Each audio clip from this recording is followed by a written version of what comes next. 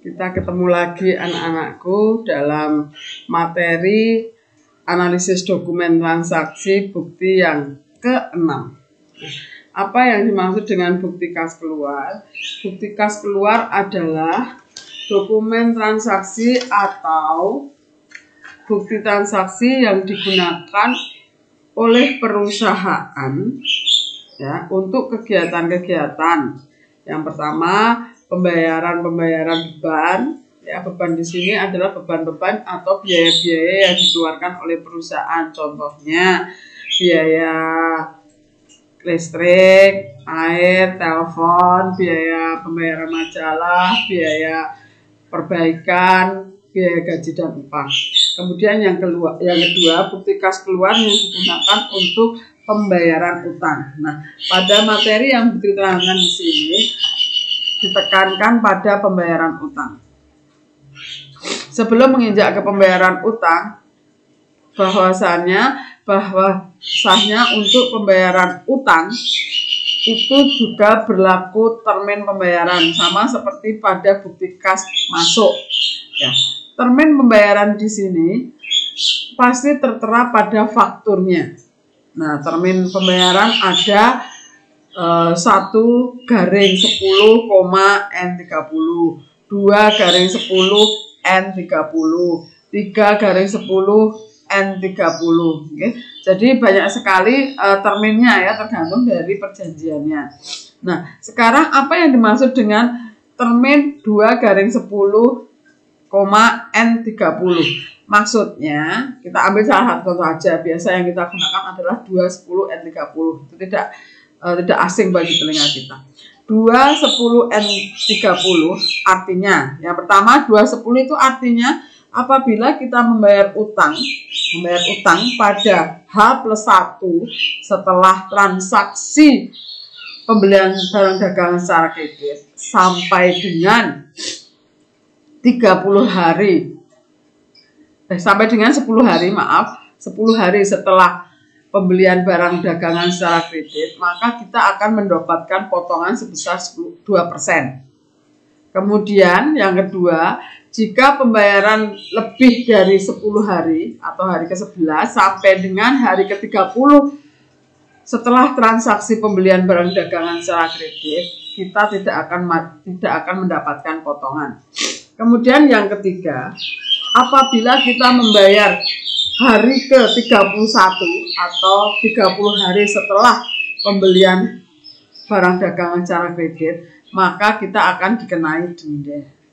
Nah, jadi seperti itu guys, maksudnya 2/10, N30 atau yang dimaksud dengan termin pembayaran.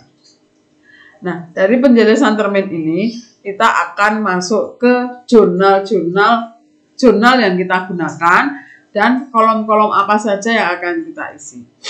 Pada bukti kas keluar ini, jurnal yang kita gunakan adalah jurnal pengeluaran kas, atau istilah accountingnya adalah cash payment journal. Nah, kemudian apa yang kita isi? Masing-masing perlakuan dari termin tadi berbeda, masukkannya ke kolom cash payment journal. Yang pertama, ya, potongan dulu ya, yang ada potongannya. Yang ada potongannya tentu saja debitnya utang dagang atau account payable. Mengapa debitnya account payable? Karena kita membayar utang. Utang kalau kita bayar tentu saja berkurang. Kalau berkurang, account payable atau utang dagang di sebelah debit. Nah, kemudian kreditnya adalah kas. Nek awake dhewe bayar utang, tentu saja yang berkurang kasnya. Nah, kredit lagi adalah purchase discount atau istilahnya adalah potongan pembelian. Kemudian ada VAT. VAT itu adalah pajak masukan, pasti ada pajaknya. Ya, nanti perhitungannya nanti. Nah, jadi di sini dapat disimpulkan jika pembayaran atau pelunasan utang pada masa potongan besarnya kas lebih kecil daripada hutangnya. Mengapa demikian? Karena kita mendapatkan potongan. Ya, jadi disimpulkan di sini bahwa besarnya kas yang dikeluarkan untuk membayar utang lebih kecil. Itu pada masa potongan. Kemudian yang kedua, bukan pada masa potongan dan belum jatuh tempo. Nah, di sini debitnya tentu saja account payable, kreditnya adalah kas. Nah, bagaimana besarnya kas yang dikeluarkan? Besarnya kas yang dikeluarkan sama dengan besarnya utang dagang karena tidak ada potongan. Nah, kemudian yang ketiga, pada masa jatuh tempo, setelah jatuh tempo atau bayarnya lebih dari 30 hari. Di sini debitnya adalah utang dagang, kemudian debit lagi late fees paid, ya. Kemudian kreditnya adalah kas. Kita harus ingat ya, perbedaan akun denda pada pelunasan penerimaan piutang dan pembayaran utang. Kalau pelunasan piutang atau penerimaan piutang, kalau denda itu adalah late fees paid, late fees collected, ya, denda keterlambatan atas pembayaran piutang. Kemudian kalau di pembayaran utang itu adalah late fees paid. Nah, jadi zonanya adalah debit adalah account payable atau utang dagang, debit late fees paid, ya, kreditnya adalah kas. Tentu saja kalau kita membayar denda berarti kas yang kita keluarkan lebih besar daripada utangnya, ya. Jadi dapat disimpulkan besarnya kas yang dikeluarkan pada pembayaran utang pada masa keterlambatan atau setelah jatuh tempo maka lebih besar daripada hutangnya. Nah, kemudian kita posting ke buku besar. Buku besar yang kita gunakan juga beda-beda lagi.